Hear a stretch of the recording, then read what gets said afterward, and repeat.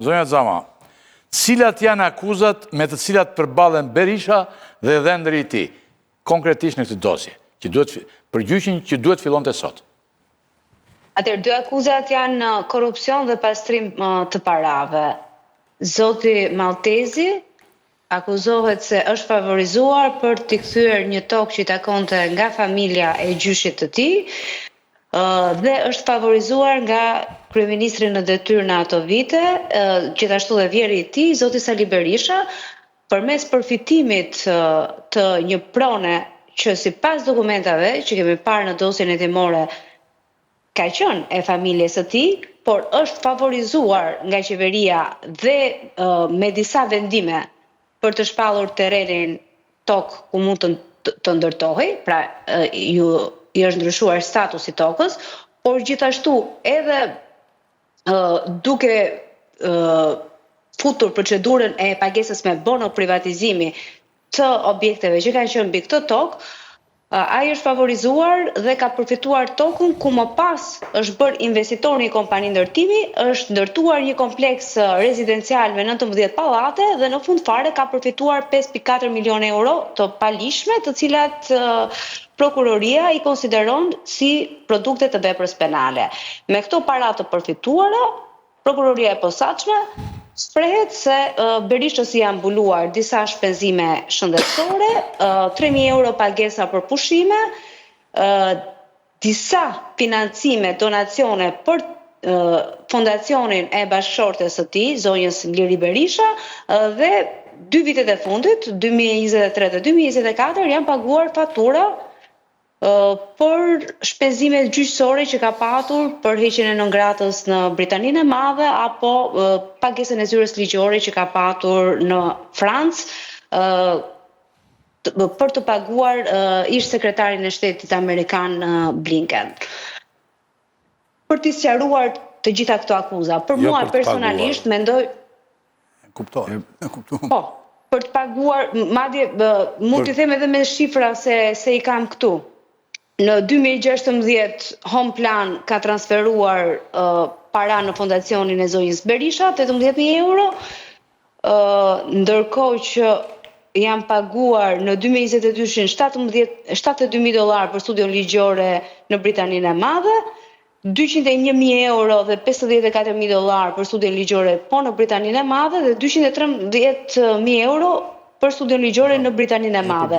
13.000 euro në 2021 për studion ligjore në Francë, sipas proces verbalit që ka SPAK tek dosja. Mendoj, në rregull je vetëm e tha ndryshe për zotin Blinken, prandaj për gjyqin ndaj tij. Për gjyqin ndaj tij. Po, për gjyqin që ka patur, pra vetëm ligjore që ka patur me zotin Blinken në Francë tash. Po. Qartë. Për mua, nëse i sheh këto akuza se si janë lidhur, kjo është një nga çështjet më të dobta. Para se të mbrim tu. Para se të mbrim te konkluzion. Pra, sipas SPAK-ut, a mund të themi përveç jush edhe avokati, cilat janë shkeljet dhe pastaj është konkluzioni juaj, edhe i çore këtu. Shkeljet dhe favorizimet që ka bërë ish-kryeministi. Si argumentohen se i ka ndihmuar dhëndrin e tij? Thoni ju dhe avokati dhe pastaj? Ja t'i them nga ana logjike unë dhe pastaj nga ana e akuzave le t'i thot zoti Beçi. Pikë së pari, SPAK akuzon zotin Berisha se ka krijuar agjencinë e kthimit dhe kompensimit të pronave, ndër të tjera dhe për të ndihmuar ish dhëndrin e tij për t'i dhënë si ish pronar tokën. Gjë që është pak qesharake dhe as pak e vërtet, sepse vërtet ka shumë familje që janë penalizuar dhe nuk e kanë përfituar pronën, por ka dhe qindra mijëra familje të cilat e kanë përfituar pronën. Kështu që ta vërtetosh këtë tezë, duhet të vërtetosh që vetëm familja Begeja dhe 4 familjet e tjera tiranëse që ishin përfituese të 28.000 metrave katror në atë zonë kanë përfituar nga kjo. Pjesa e dytë, se ku dyshohet që ka ndihmuar Berisha, është lidhur me çështjen e amendimit nisjes së një vendimi të Këshillit të Ministrave që lejon pagesën me bono privatizimi të pronave publike që janë ndërtuar mbi pronat e ish pronarëve. Çfarë do thotë kjo? Kjo do thotë që nëse ti ke patur një pronë në kohën përpara periudhës diktaturës komuniste, ajo pronë të është marrë, të është shfrytzuar dhe nuk të është dënë asnjë gjë. Okej, se ti po shpjegon tani që unë e kisha pyetjen vete, sa që ndrojnë akuzat, sa e fortë është dosja. Po unë të brejnë pyetje si argumentohet se e ka ndihmuar Dhëndrin. Se një argument e ka... Si argumenton Spaku... Ola, jam okej që ti t'japësh mendimin tënd, sa e fortë është dosja Partizani. Nuk është e fortë, se do të thotë. është bërë ky vendimi. Si argumentohet që ka ndihmuar Dhëndrin? Ka marrë vendim të Këshillit të Ministrave ku e lejon që të paguaj me bono privatizimi duke i ulur vlerën reale të parave që nuk fitojnë nga prona. Po ashtu ka ndryshuar dhe ligjin për sportet, po ashtu i bërë presion edhe një generali për t'i liruar pjesën e pronës të kompleksi Partizanit, sepse në atë kohë ka patur një konflikt.